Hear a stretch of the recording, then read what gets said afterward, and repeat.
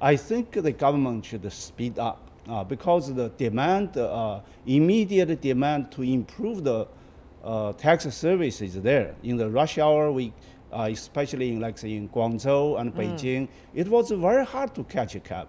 But now it looks like much better. So, Mr. Kinnett, the question is, when government making these policies and implement these policies, are they trying to legitimize the cause of these taxi hailing apps because they're so popular in the market and yet they are still not being quote unquote regulated and therefore could be of concern to some at least? Or is it trying to, in a way, speed up or slow down the process so that the traditional industry of taxi industry could, in a way, breathe before it has to face an overnight change? It's been very different in different cities around the world. You know, in the United States and a lot of Western countries, taxis are regulated at the local level. So last night I was with a mayor of a major American city, and he's working very hard to bring Uber and the hailing apps into their official system so there can be more taxis available, and so his citizens in his city are getting better service. Other local officials have been much more reluctant to change the regulatory framework that has existed for decades. And so it's really on a city-by-city basis. Where I live in the Washington, D.C. area, it's one of Uber's biggest markets. It's very popular. You turn the app on and you can generally get a taxi in 3 or 4 minutes. And it's very well liked here. And so the local government officials in this region have been very supportive of figuring out how to make sure it's safe, make sure it's brought within some kind of oversight, but not oversight designed to limit or keep them out, just designed to make sure we know what's happening and that it's being done safely. Since you talk about Uber, let's take a look at some of the numbers related to Uber.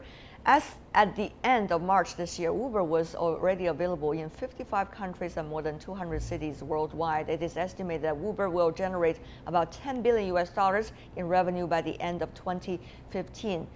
We are not here to do any advertisement for any specific taxi hailing apps, but this is what we are saying is these new apps are really impressive. In China, we also have Didi and Kuaidi. They're also competitors between themselves, but these are interesting, very interesting case studies. However, Mr. Kinnett, Uber, for example, is not running without problems. In fact, some of the problems have been enormous, for example, reported in the international press. Security, for example, is one of those things. Safety of the customers. There were cases of raping being reported related to Uber services. These might just be sporadic cases, but still a lot of concern about, if not regulated well, what would happen. Mr. Kinnett. I have seen these media reports of difficulties or passenger complaints. The problem is because the taxi industry is so fragmented, we have absolutely no data about what's going on in the traditional taxi industry. So the fact that there might be an incident in a taxi that was summoned by a hailing app, we can verify that that's true, but we have no idea whether the rate is higher or lower, and I suspect that it is no different.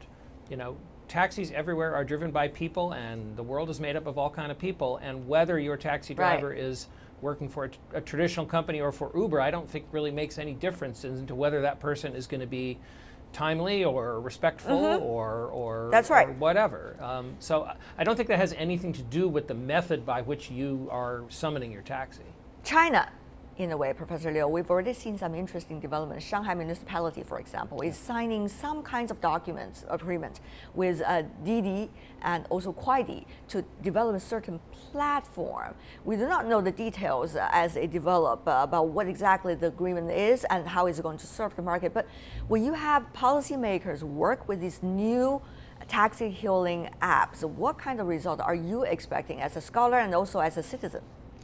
I think this way. Currently, it's still not yet legalized.